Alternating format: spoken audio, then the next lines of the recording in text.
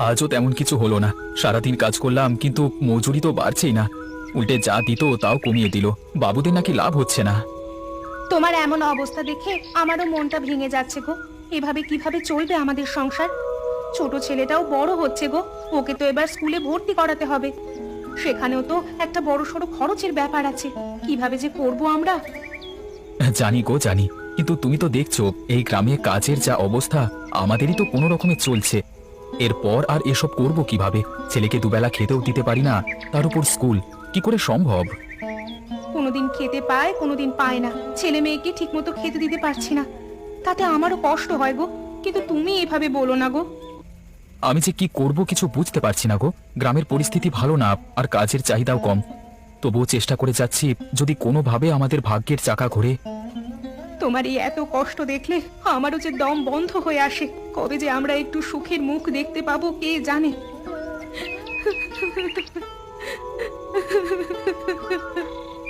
তুমি এভাবে কেঁদো না, সবার দিন সারা জীবন একরকম যায় না গো।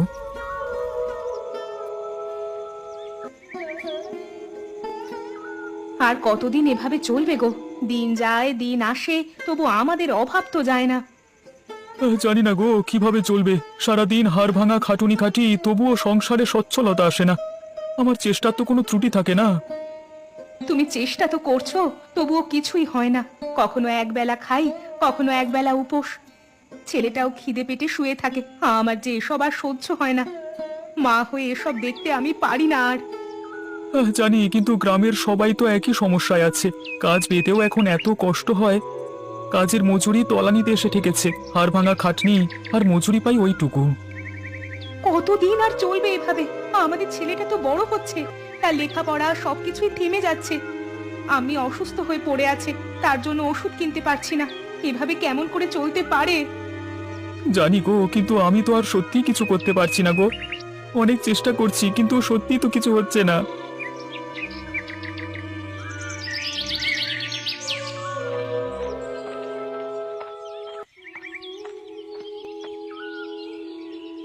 আরে কামাল, তুই? রফিক, অনেকদিন পর দেখা, কেমন আছিস? আছি একরকম, তোকে কি বলবো ভাই। এদিকে কাজ নেই, ঘরে খাওয়ার ব্যবস্থা নেই। তোর কি অবস্থা ওইদিকে? আমারও একই দশা রে। কাজের অভাব, টাকা পয়সা টানাটানি। ছেলে মেয়েকে খাওয়ানোর জন্য দিন রাত খেটে মরতে হয়, তাও অভাব মেটে না রে।